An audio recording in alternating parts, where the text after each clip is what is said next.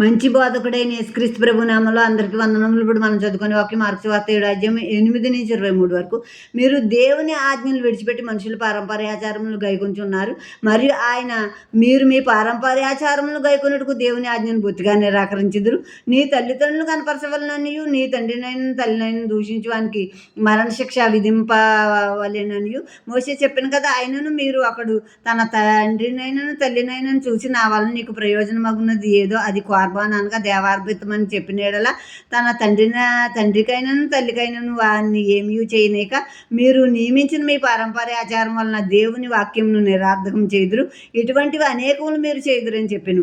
అప్పుడు ఆయన జన సమూహమును మరలా తన యొద్దకు పిలిచి, మీరందరూ నా మాట విని గ్రహించుడి. వెలుపల నుండి లోపలికి పోయి మనిషిని అపవిత్రంగా చేయగలిగినది ఏదీ లేదు, కానీ లోపల నుండి బయలు వెళ్ళినవే మనిషిని అపవిత్రంగా చేయను. నేను ఆయన జన సమూహమును విడిచి ఇంటిలోనికి వచ్చినప్పుడు ఆయన శిష్యుడు ఈ ఉపమానం గురించి ఆయన అడుగగా ఆయన వారితో ఇట్లా, మీరు ఇంత అవివేకులై ఉన్నారా? వెలుపల నుండి మనుషుని లోపలికి పోయిందేది వాడిని అపవిత్రంగా చేయజాలదు అని మీరు గ్రహింపకున్నారా?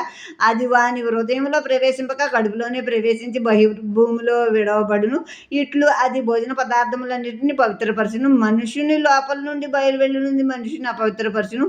లోపల నుండి అనగా మనుషుని హృదయంలోని దురాలోచనలు, జారత్వములు, దొంగతనములు, నరహత్యలను, వ్యభిచారములను, లోభములను, చెడుతనములను, కృత్రిమమును, కామవికారమును, మత్సరమును, దేవదోషణయు, అహంభావమును, అవివేకమును వచ్చును.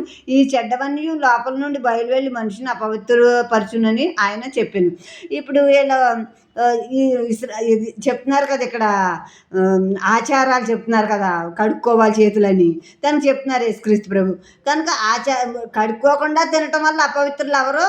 తిన్న ఆహారం కడుపులో కడుపుని శుద్ధి చేస్తుంది, కానీ కడుపులోంచి వచ్చే దురాలోచనలో అపవిత్రత అంటే మనసులో ఉన్న చెడ్డ అంతా కూడా మనుషుల్ని అపవిత్రపరుస్తుంది. కానీ చేతులు కడుక్కోకుండా తినటం వల్ల అపవిత్రులు కారు. ఇక్కడ నీ తల్లిదండ్రులు సన్మానించని మోషే ధర్మశాస్త్రంలో ఉండగా మీరు మీ తల్లిదండ్రులను చూడకుండా, మీ తల్లిదండ్రులకి ఏమీ పెట్టకుండా, గౌరవించకుండా తల్లిదండ్రుల పేరుని దేవునికి ఏదో కొంత కానుకేసేసి దేవార్పితం అంటే మీ పేరుని కానుకేసేసాం కనుక ఇక మిమ్మల్ని చూడక్కర్లేదు అని మీరు తల్లిదండ్రులతో చెప్తున్నారు. నీ తల్లిదండ్రులు నువ్వు చూడకపోతే మరణశిక్ష అని అక్కడ రాసింది. అయినా కూడా మీకు ఇష్టమైన ఆచారాలు కల్పించుకుని దేవుని ఆజ్ఞలు బొత్తిగా తృణీకరించి దేవుని ఆజ్ఞలు బొత్తిగా పక్కన పెట్టేస్తారు మీరు అని చెప్పి అక్కడ దాని అర్థం యేసుక్రీస్తు ప్రభు వివరించారు. ఆమె